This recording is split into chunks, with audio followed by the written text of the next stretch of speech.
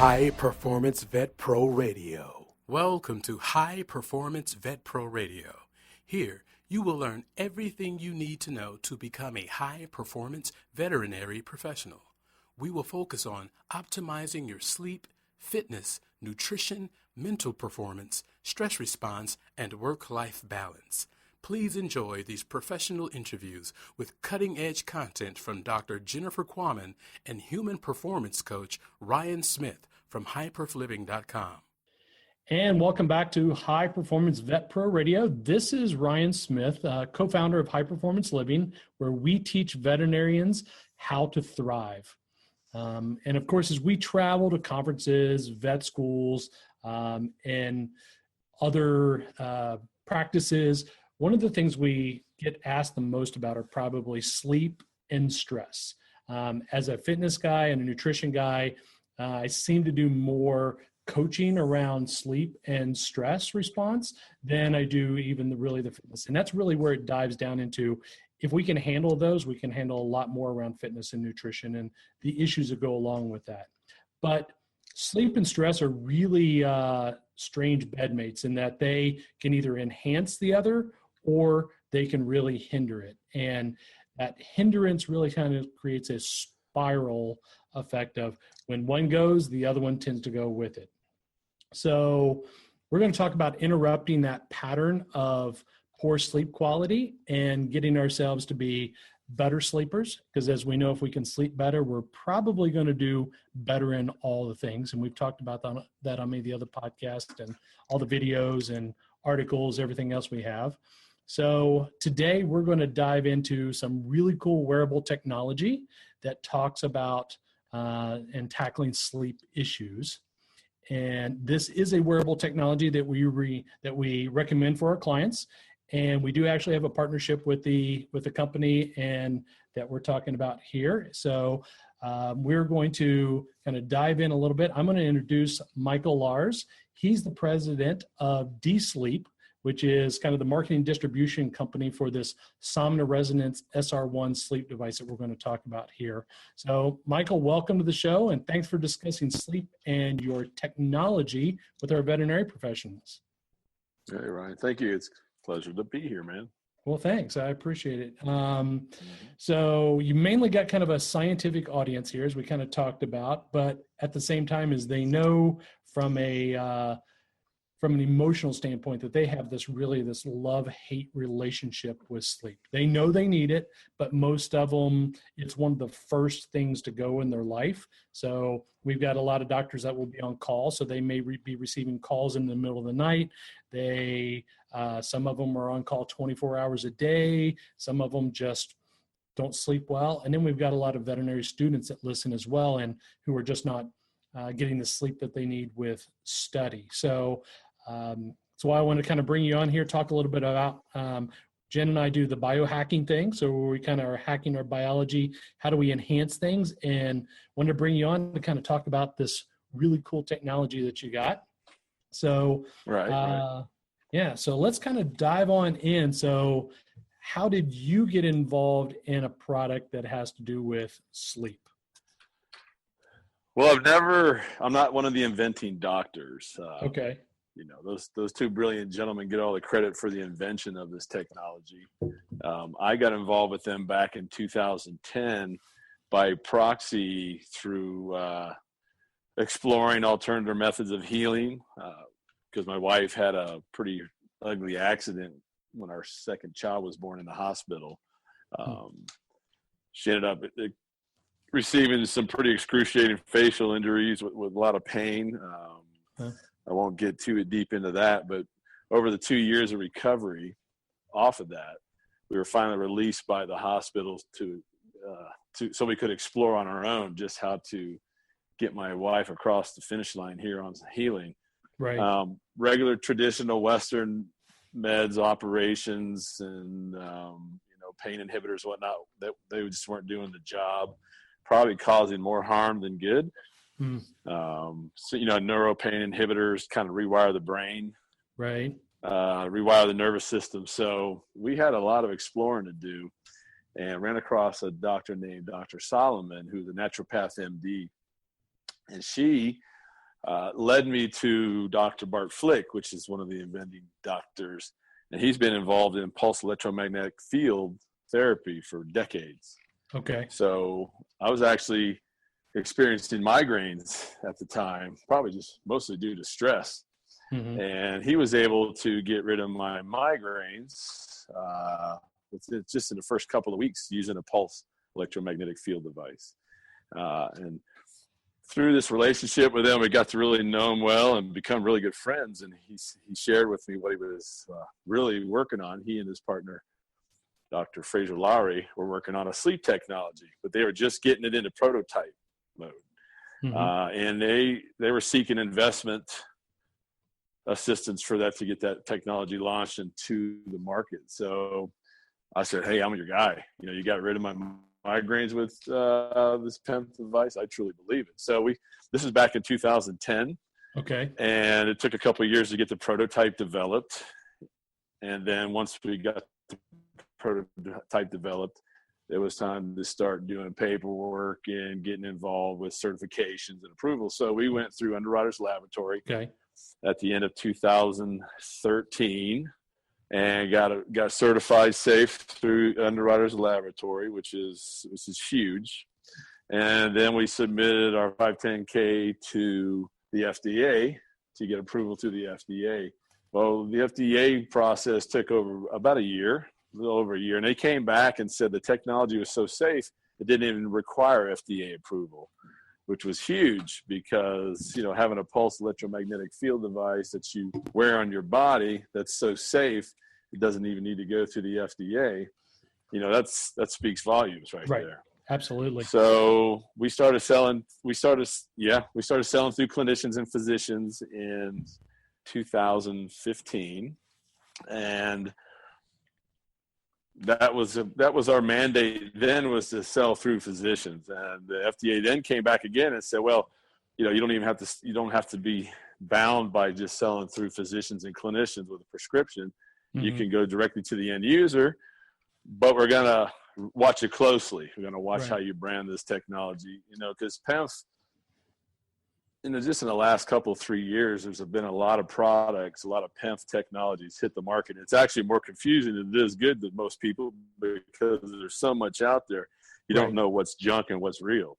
Right. A lot of your clientele and your readers and listeners being veterinarians, a lot of them are probably familiar with PEMF because I understand PEMF's been used in the veterinarian demographic for quite some time. So to use it on the human body, though, is just becoming a kind of almost a more renowned practice.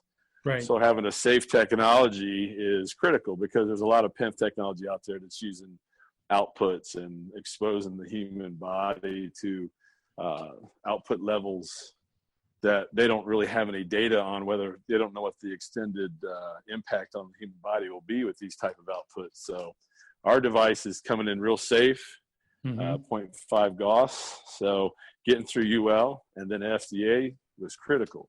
Right. So we've been on the open market now for about a year and a half. Okay. And had a lot of success and helping a lot of people and, basically improve their sleep. Right. But that's how I got involved with the doctors was years ago, just, exploring different ways of healing. Yeah. Yep. My wife's doing a lot better now, by the way. We're still working on healing some aspects of her nervous system, after everything she's been through. I mean, it's been, 11 years now. Wow. But, working with these doctors closely, Dr. Flick actually helped my wife quite a bit with other issues because she ended up with MRSA in her sinuses from one of the the nose surgeries. Yeah. So she carried MRSA in her sinuses for about 6 years. Wow. Actually 7 years. So, it's, if you can imagine having MRSA in your system working against you that long, especially in your face, the nervous system breakdown, you were talking about stress. Right. A body response to pain isn't much different than a body response to stress. The body's, the fight or flight system's kicking in. So anything you can use to help counter that impact is tremendous. And when it comes to sleep, Mm-hmm. trying to find something that assists with sleep without, medicating or giving up so much of your life that you're just, all you feel like you do is you work and you sleep, Yep. So getting a little assistance from safe pulse, PEMF, Right. PEMF Right. devices is critical. Yeah. Yeah. And I know that's where, a lot of people, they're like, okay, I want, I need to sleep more. So what I'm going to do is I'm either going to, I'm going to, obviously try to carve out more time, which most people don't have, to try to get more sleep. And then they lay there because they're so stressed and they're just staring at the ceiling and they don't really get the sleep that they need. And they're focused on, trying to get quantity of sleep when they really need some quality of sleep so that the body, the nervous system, the brain, our hormone systems, all of that can begin the recovery process. And without that deep and going through the proper phases of sleep, then we're never going to recover fully, right? Absolutely. So that's what I was saying. Unless you want to just do nothing but work and sleep and try to sleep, because technically the world we live in doesn't really accommodate that. Especially with the technology that's out there, but the stressors and the high stress that's on our lives and demand on our lives is a real sleep inhibitor. Right. Mm-hmm. So. Yep. And I know you do a lot of things with athletes as well that use the SR1, because as athletes, and the way we look at a lot of the veterinarians, especially kind of the top veterinarians, is that they are professional athletes and that they are paid to perform just like a professional athlete is, except that they have life and death on their hands many times. And if they're not performing at their best, if they can't recall drug doses, if they can't handle things in a stressful situation, they're not going to perform their best. And they also are not going to get paid as a top professional. So in many ways, it's kind of like a lot of the athletes that you work with. And, it doesn't matter whether it's a basketball player or triathlete or whatnot, the recovery is where the gains happen. And that's where the nervous system has that ability to recover. Right. Improved quality sleep absolutely impacts recovery, and recovery is everything. Right. Reaching the deeper stages of sleep helps with recovery of the body and the brain. Stage 3 and 4 is that delta wave sleep. Mm-hmm. That's body recovery. And then stage 5 being REM sleep, that's when the brain and nervous system's recovering. So you've got to get deeper stages of sleep in order to achieve that recovery. Right. But it's amazing what the human body will take. Right. But that just accumulates against you. You think you can catch up on your sleep on the weekend, or after a couple, 3 hard weeks, you're like, a couple days sleep will be great. I'll be back in action. No, it takes days and days of high quality sleep to recover from that sleep deprivation and that damage done to the autonomic system. So people becoming more aware of sleep and sleep quality. I think right now it's actually hitting critical mass. Yes. It's really coming to the forefront as a major player in people's health and recovery. Oh, absolutely. Yeah. And that's one of the things, and we'll do hour-long talks at different conferences and stuff that are on nothing but sleep and sleep quality and sleep hygiene. So, it's about even building the things as simple as making your bedroom a sleep cave, right? So what is the sleep environment? Is it set up for quality sleep, or are you going into sleep at a detriment just because of the environment that you're in? What are you doing beforehand to prepare yourself for sleep? And all of those things lead up to your quality of sleep. And then if you're stressed, all these, you don't have the ability to get into the proper mode of sleep, right? If you're on those screens, all those things that kind of lead up the, blue light, and we can look at all those things and how they affect melatonin and such. But, it really comes down to, most people kind of fall into 4 categories, I guess, of sleep pathologies, right? So, yeah. So you want to talk a little bit about what those kind of categories are and describe them a little bit, or? Oh yeah. Well, you've already talked about sleep disruptive behaviors, mm-hmm. and don't need to spend much time on that, because that's the writing's on the wall there, especially busy people, professionals, high stress jobs like like your listeners. So, right. You can't always alter your lifestyle though, or your work environment in order to facilitate sleep. And getting back to that, what do you got to do? Well, you got to try and balance. Sleep is a balancing act with the system in the body. Right. So it's one of the reasons why they created this Insomnia Resonance SR1 is to try and assist the user to try to find that rebalancing.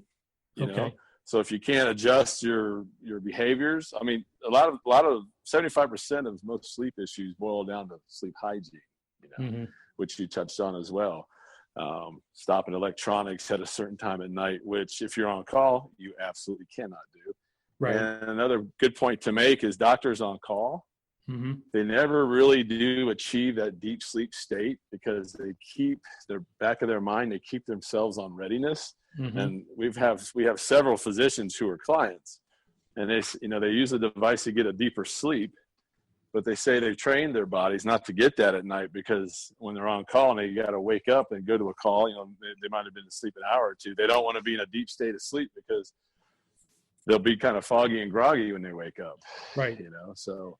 And when you get that call, it's that primal part of the brain, that limbic part of the brain going, is that a bear that's coming out of the woods trying to eat me? Is that a phone call? What is it? You just don't know what it is, right? And it's just, so you keep yourself just psychologically in a lighter phase of sleep.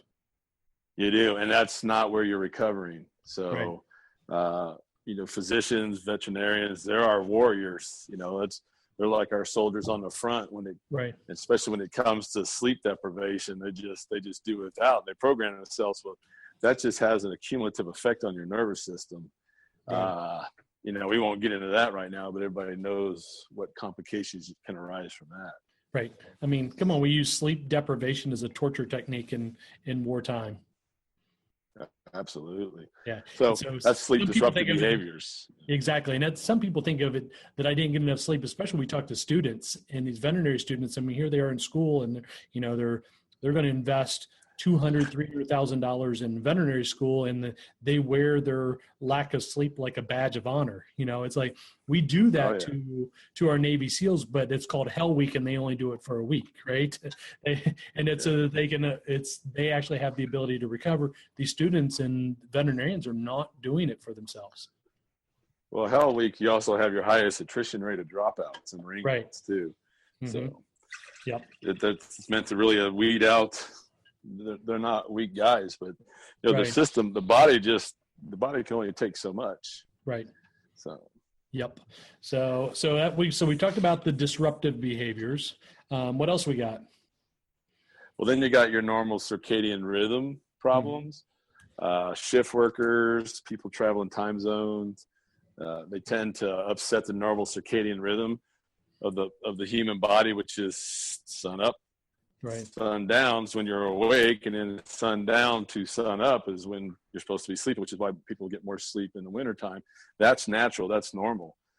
Well, in our technologically advanced world, that's obviously been severely disrupted. So a lot of our clients have circadian rhythm issues that they need assistance with resetting. Thus, they start using the device to try and encourage the brain to go back to sleep at a normal time, instead of staying up later at night. Right. With all the stimulants and everything, the brain, and even headlights in a car driving, just lights from the television. Of course, it's become secondhand now. That blue light effect, just really that's what upsets the circadian rhythm the most. So that's probably the dominant issue that we deal with clientele with the sleep device, is just assisting with resetting that circadian rhythm. Right.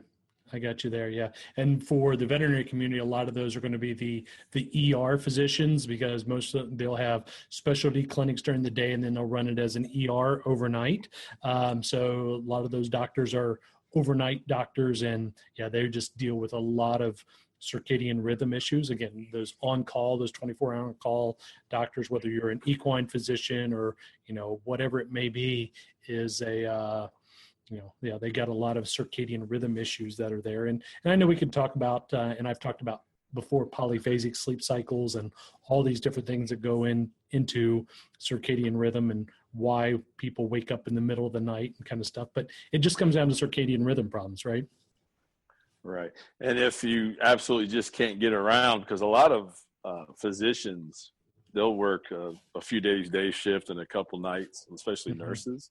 Right. And a couple nights night shift, and they just can't get their body to go to sleep during the day when they have to be up all night. So using the device absolutely helps with that, because it introduces, which we haven't got to yet how it works, but it introduces that sleep brainwave, that sleep frequency to the brain. And then it just prompts the brain to, oh yeah, that's right, I'm supposed to be sleeping. And then the brain will pick up the normal sleep cycle. So gotcha. The circadian rhythm, that could also be upset by family pets, you know, dogs barking at night, animals making noise and stuff. There's Even some just people being out in there bed that, with you. that's what I was about to get to. Yeah.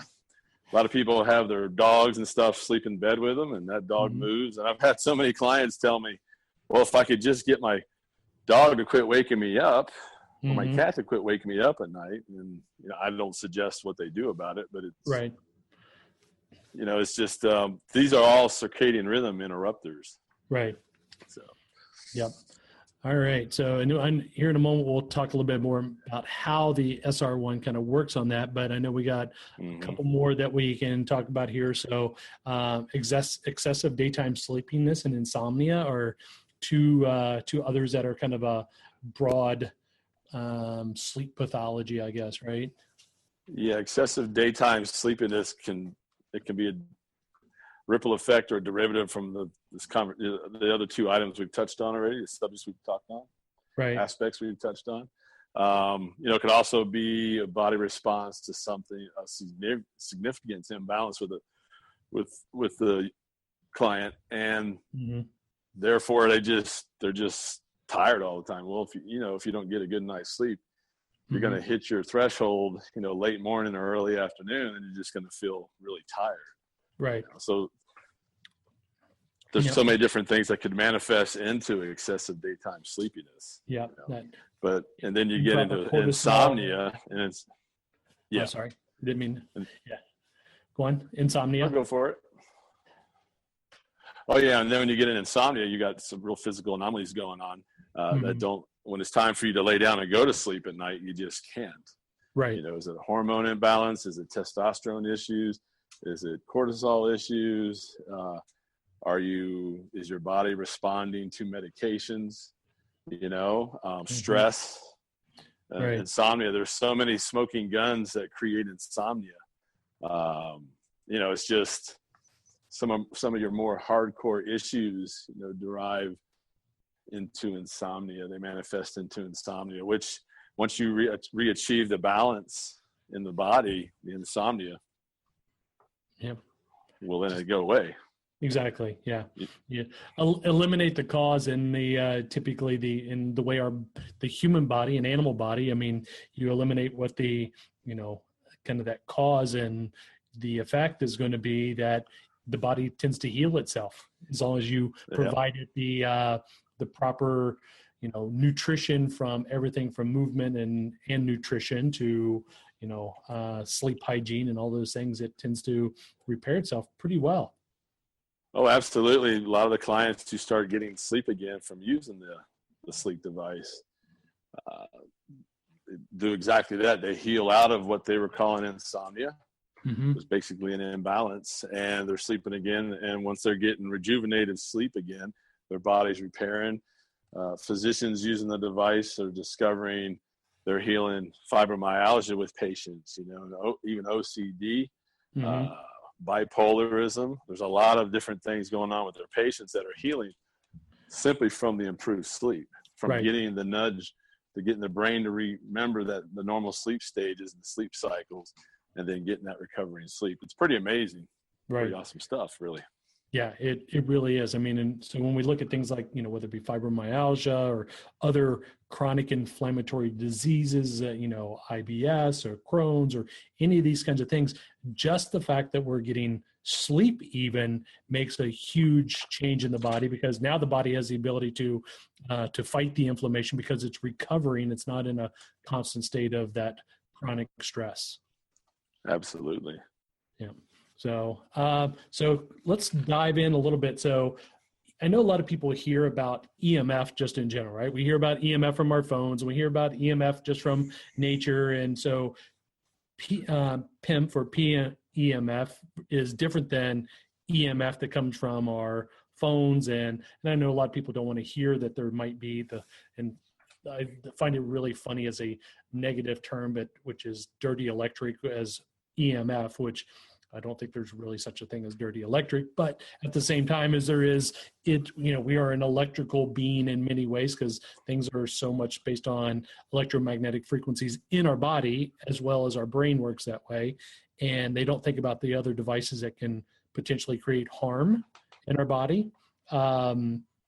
So I know it's like one of those where people go, really? Does that happen? But PEMF is completely different, right?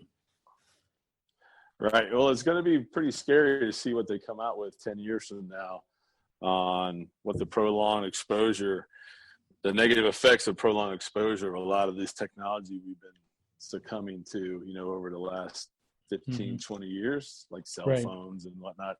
Right. I've got no opinion to pass on that here in this podcast other than just let the data reveal itself down the line. Right. See what happens. I try to practice as much as I can, but we still use Wi-Fi and different things. But you almost can't buy a laptop now that you can plug an Ethernet cable into. Right. It's all got to go Bluetooth, Wi-Fi, everything. I still use headsets, when I talk on the phone, and make sure my kids and my wife, they all use headsets and hardwire as best they can.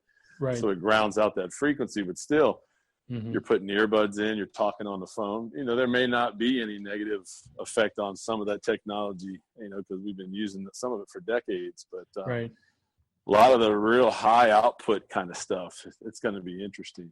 Right. So what the inventing doctors did with this technology is they made sure that the output used and the frequency output of this device was the same as the Earth. The Earth resonates at like a 0.25 to 0.6 Gauss electromagnetics. So they created this device to run off a 0.5 Gauss output. So it's completely harmonic with our everyday life, as we're grounded to the Earth. So there's no extreme frequency or extreme output or extreme electromagnetics being put into the body. It's the same and as safe as walking on the Earth, which can't get any safer than that. There's other technologies out there that they're promoting for sleep that use 10,000 times that output. So, but with this technology, they made sure that it's as safe as it could possibly be. Same output as electromagnetics of the Earth. So there's no foreign exposure. There's no overexposure to the body. It's completely safe. It runs off a small CR2032 3-volt watch battery. That battery will last anywhere from 2 weeks to 2-3 months, depending. So it's really safe, and there's no overexposure threat there. There's no overexposure issue at all. So and which is really kind of, when we think about it again, and I've talked about with just in our various groups and everything we talk a lot about just even barefoot, just from a health standpoint, just as far as stimulating the feet and a lot of things that go in there. And then there's that whole earthing, that talks about in the grounding of the human body, just like we ground our house with electricity and, your cars, so that you don't get, you get grounding in your car so that you don't get the feedback loops and all that. But we do need to, and in many ways we have disconnected from the Earth because we wear rubber shoes. We, have all these different layers between us and the Earth, and we never truly, quote unquote, ground ourselves. Right. Right. So, and I know there's where you've got that what we can call forest bathing, right? Where it's that you can get out there and get into some nature. You live out there on a ranch and have that ability to be out there with nature a little bit more. Oh yeah, we stay grounded out here.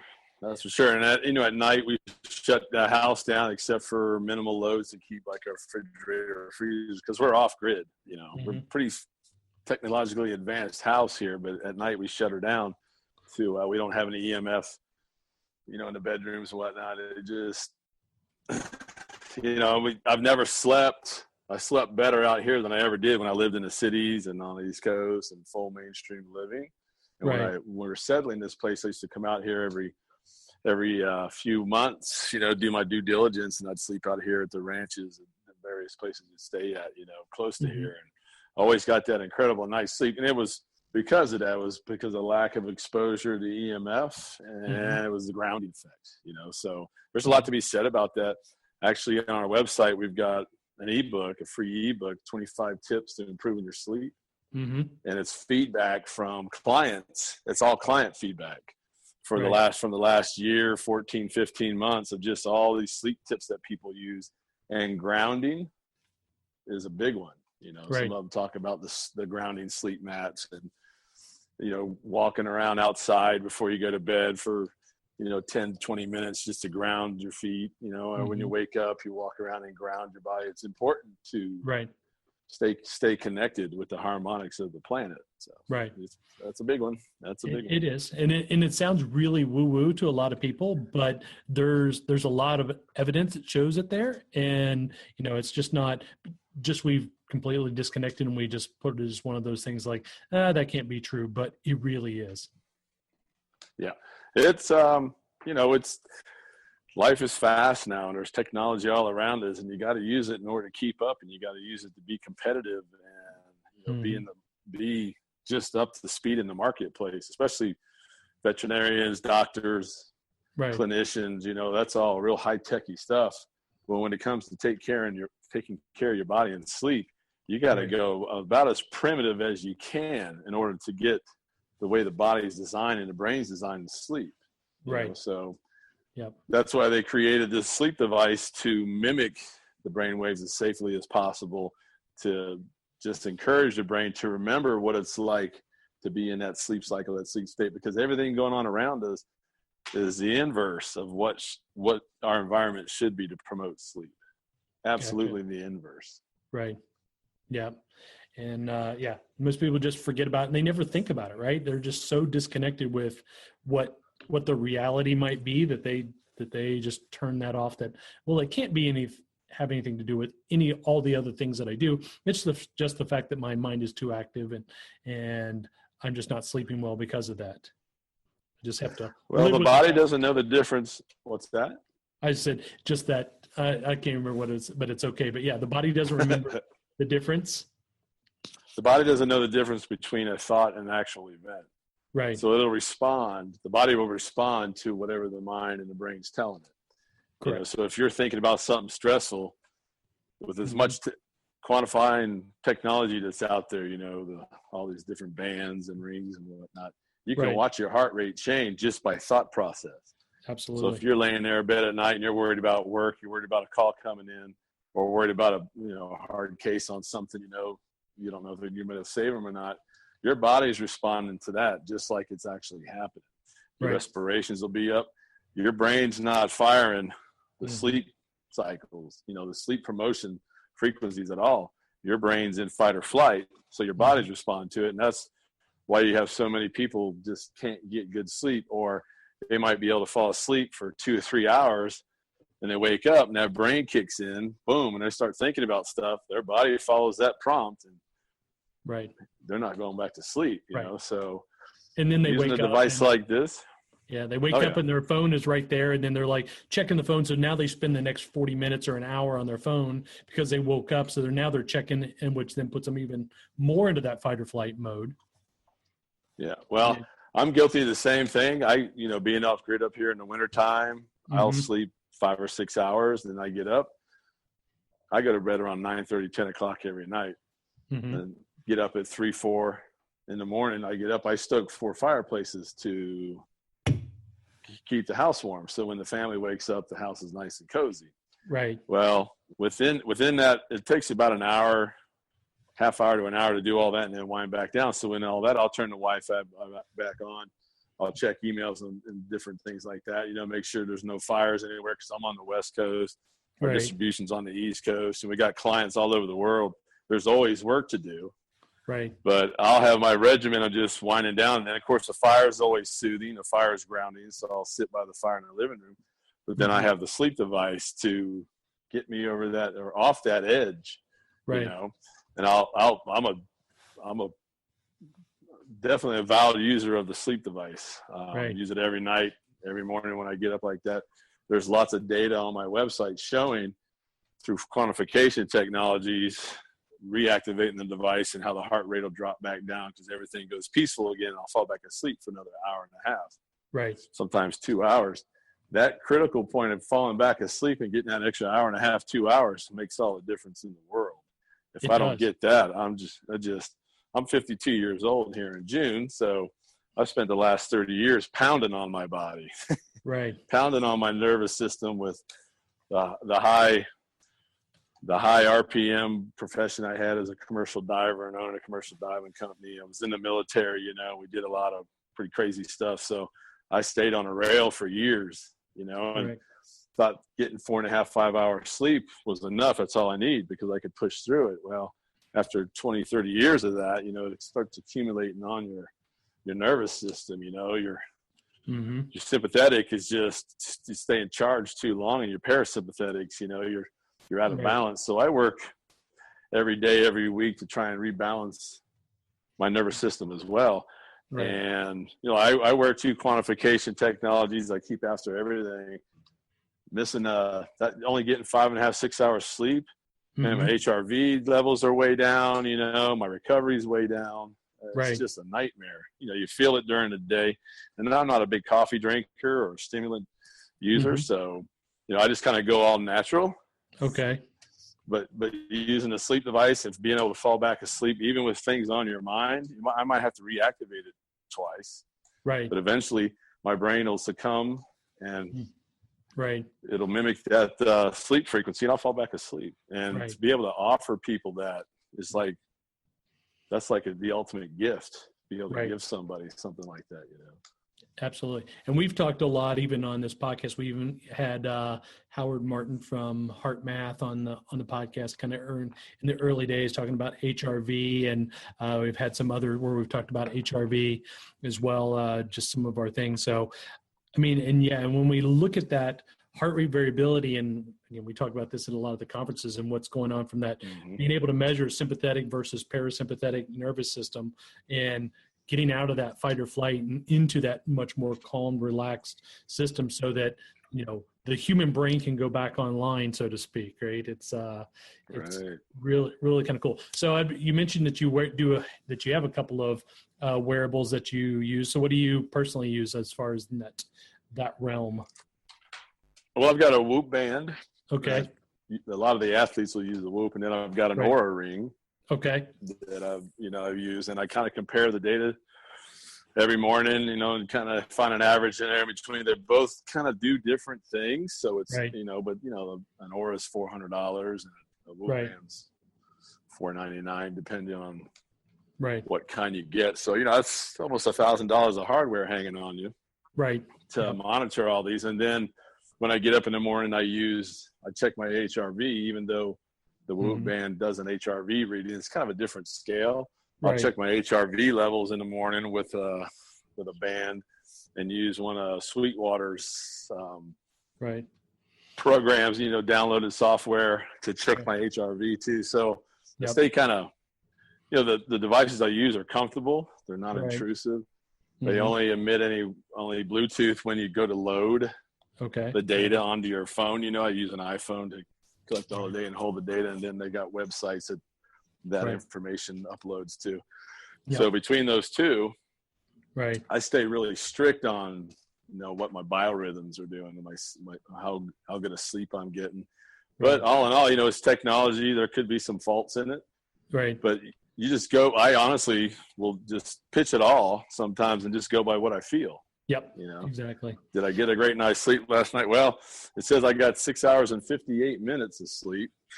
It's telling me I need more sleep, but man, I feel like a rock star because in that 6 hours and 58 minutes, I got 2 hours of deep sleep.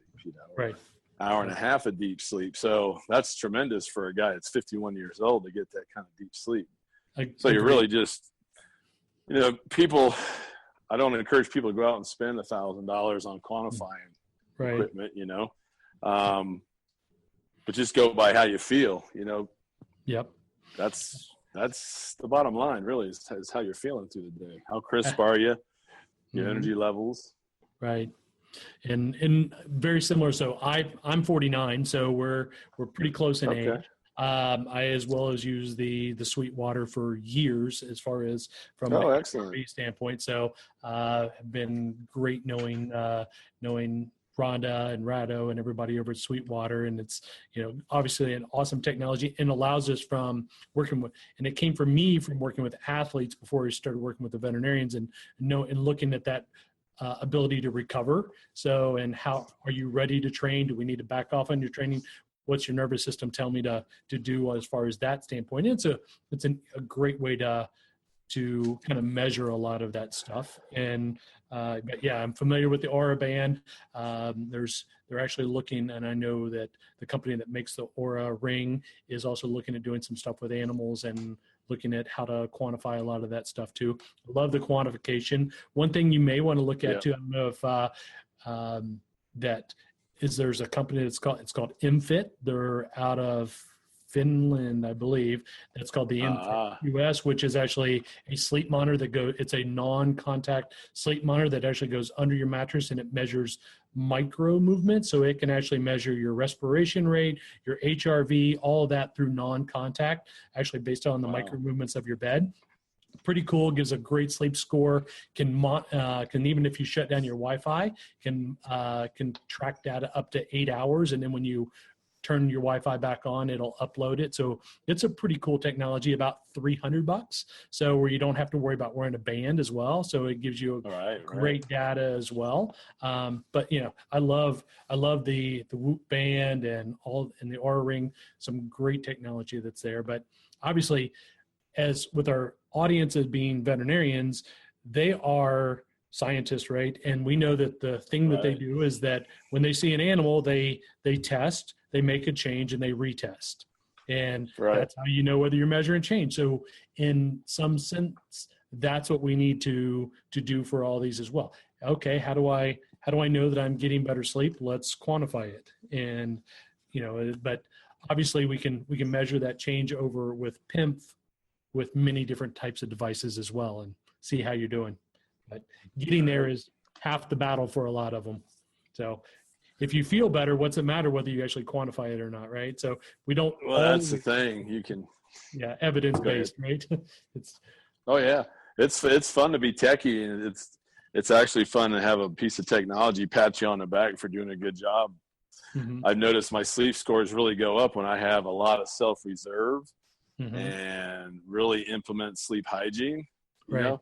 I had some friends that my wife and I both have Aura rings, and we have some friends that are in the jet set scene down in the States there that just love going out and going to concerts and everything. And they were they're our age too, and they really want to see what's going on with their bodies. So they bought Aura rings. They said they quit wearing them. They didn't send them back. They just quit wearing them because they got tired of it yelling at them. They said it kept bossing them around, telling them to slow down and get more sleep, drink less. It was just what those technologies do is they really encourage you to be responsible with how you treat your body and how you handle your sleep and recovery. So, but it's an invaluable tool for people that really want to know, and it gives you so much insight on different things that you really wouldn't consider. Case in point, if you have one drink at night, even if it's a glass of wine or a beer, the next day you're going to wake up, your HRV score is going to probably be 10% lower. Your resting heart rate will be probably 4 or 5 beats higher just from having that one drink. A lot of people rely on that one drink to wind down, but in fact, it's not allowing their body to go into as deep a state of sleep. So, when you use these technologies, you start really seeing in between the lines on, your own behavior and things like, depending on what kind of movie you watch at night, right. where it leaves your state of mind and your state of being, because when we watch movies, our bodies actually think we're in the movie. Exactly. So that responds to it. So what did you just do to your body? What kind of experience did you just have preparing for sleep? So the quantification technology will reveal that in your sleep data.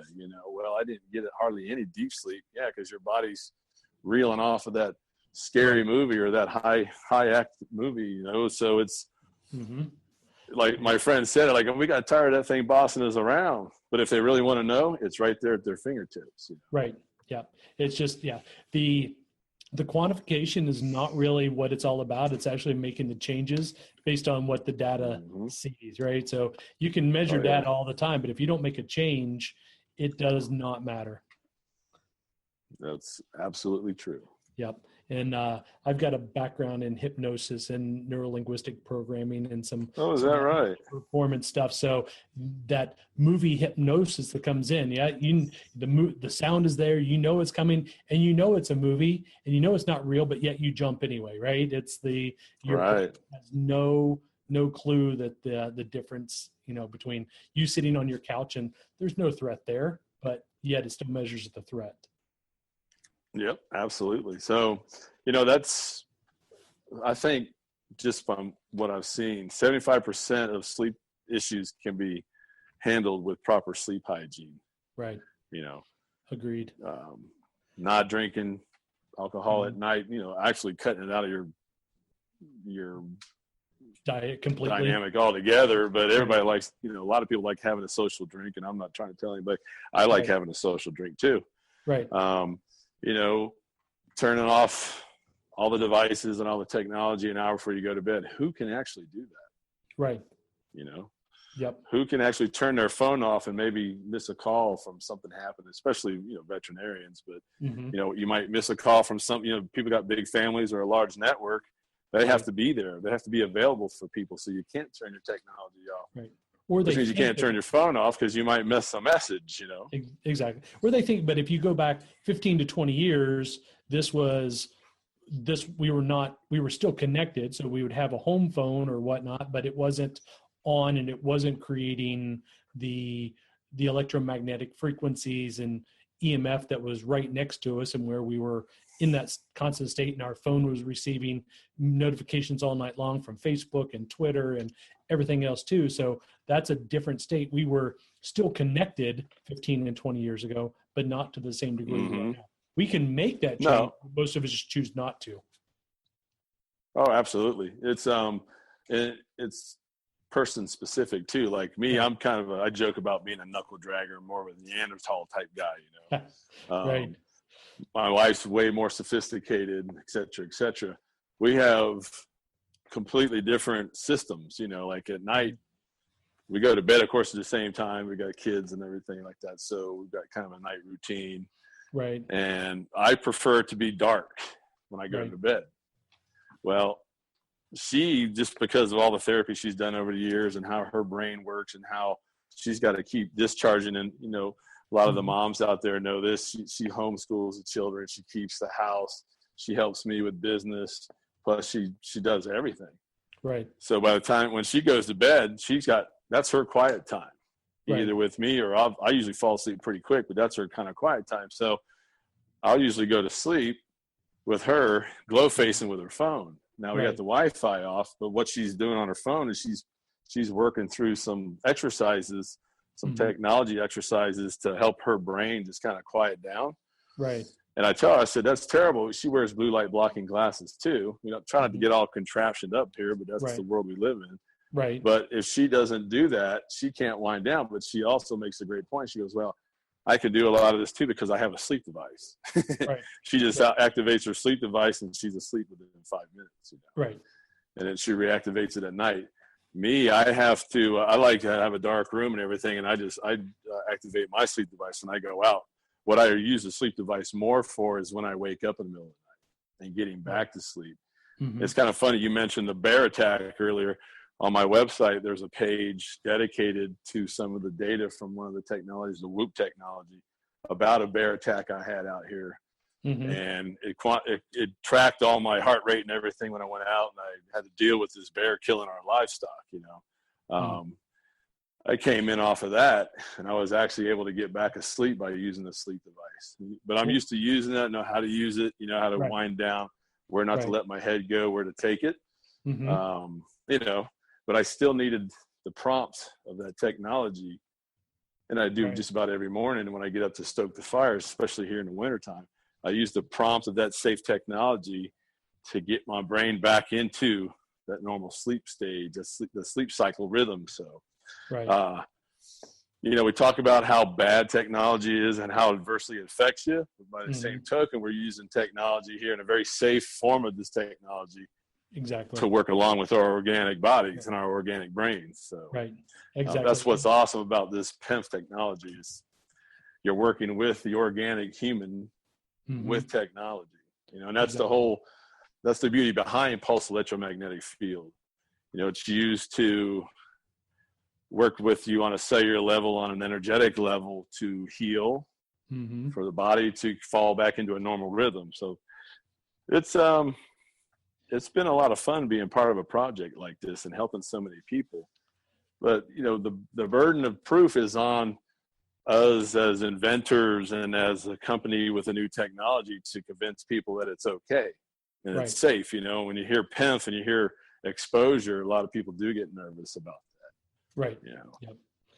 Yep. Absolutely. Yeah. It's and there's a lot in, what I remind people when they think about, from a technology standpoint, because you and I are Gen Xers, right? So we are this, where our parents were my parents were of the generation that's typically called the greatest generation, which is a whole lot for everybody else to live up to, right? Or you got the baby boomer parents, right? But when you think about the baby boomer parents and stuff, they grew up with a lot of technology because, they were people that went to the moon. They were there with the invention of the computers and all that kind of came through. But technology was there for the use of improving things, whereas what we grew up with is technology for the use of technology. So what we're using there, the PEMF is technology for improvement versus technology for the sake of technology like an iPhone or some other device of a Fitbit or something like that is just there for, I've got a Fitbit because I've got a Fitbit and it measures my steps and, two completely different things. Right. And that's kind of clicky. A lot of people have a Fitbit, so it has a social application too, because you have people to talk to with comparing data, comparing stories. And that's that's social behavior with the Fitbit. As it's got its health and wellness tracking aspects to it too. Right. But a medical device is truly for helping people heal, helping people improve their health. Exactly. Yeah, you're absolutely right there. Well, cool. Well, I definitely want to be cognizant of your time and everybody else's time. I know we're kind of just passing that kind of hour time frame right now. So I want to kind of finish up here a little bit. So I basically have 2 questions for you here, and then we'll kind of wind down. So is there anything from like a research standpoint or anything like that? I know you mentioned that there's some on the website, but that our community can kind of get to as far as learning about PEMF and the SR1. Is anything specifically that you can think of that they may want to dive into a little bit more? Well, our one of the things the FDA wanted us to do was be educational with our information, when we created the site and went to the end user. So everything on the website has been reviewed by the FDA. There's a lot of technical information on there, and we're always adding content. That's the go-to website, deltasleeper.com. That's the go-to website to find all about this technology. And we don't talk about others too much, because we respect that space. We don't do comparisons. We respect that space. But some of the quantification technologies that we use that show results and show the body response to, the SR1, we'll have some of that hosted on there. But there's a lot of reviews from clients and we just cut and paste those and testimonies from clients. And there's a lot on the site. It's right. actually, it is factual. We didn't massage anything and change anything. And we kind of live or die by the reviews, you know, and it's such a connected world anymore. You know, social media will bury you Right. if you got a bad product out there. So Right. we try to be as transparent as possible through our website with all the information we have. Cool. From a technical standpoint, that's what I drive your listeners to is deltasleeper.com and all the information there. Okay, great. Yeah. And then the last one, so this is kind of a question that I ask all the people that we have on the podcast is, what would be 3 things that you think of that all high performers, doesn't matter the career choice, but that all high performers kind of focus on in their health to perform best at health, life, and business? So 3 things. Well, you got a smart audience, so a lot of this is probably redundant to them. Right. The 3 things I've discovered, I don't know, you kind of put me on the spot there, but 3 things I've discovered that work best for me is find true love. You know, it's not a technical aspect, but it's what makes the world go around. Find true love in yourself and in your relationships, your work relationships, your family, you know. Right. Number two is put yourself first, not in a greedy way, but from a health conscious state, you know, like on an airplane when they say if the O2 mask drops, put it on yourself first. Mm-hmm. So many of us throw ourselves in front of the bus to help other people, you know, to help, you know, family members and everything. But if you don't take care of yourself, you're not at your best. Right. You know, you're just definitely not at your best, and you might be fooling yourself. You might have your goggles on thinking that you are, but in fact, are you, really? So try to chisel out enough time for yourself for your own mental and physical health. And then the third one would be, you know, writing's on the wall here, but try to get your sleep. Right. You know, there's so much out there now. There's so many supplements and so many chemicals and so many different drinks and different things that we can take. And I've experimented with a lot of them over the years, over decades. I was a bodybuilder back when I was in my 30s, you know, and there's nothing like getting good restorative sleep.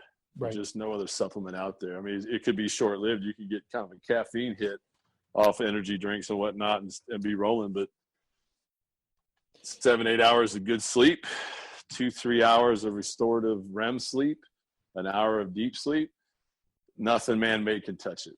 Absolutely. Yep. And those nothing man-made can touch it. Sounds like you've been almost like you've been listening to our stuff too, just because that's exactly the same things we talk about. You know, that self-care is not selfish. It's critical, you know, that those relationships with yourself and your loves and your business partners and all and obviously, you know, your personal performance all depends on sleep. So those are the things we like 3 of our tenets of our 6 tenets of what we talk about with our clients. And so, I mean, you were spot on. It almost sounded like, okay, it's one of those things where you're plugging and playing kind of thing. But, you know, when we learn those things, it's kind of all there, right?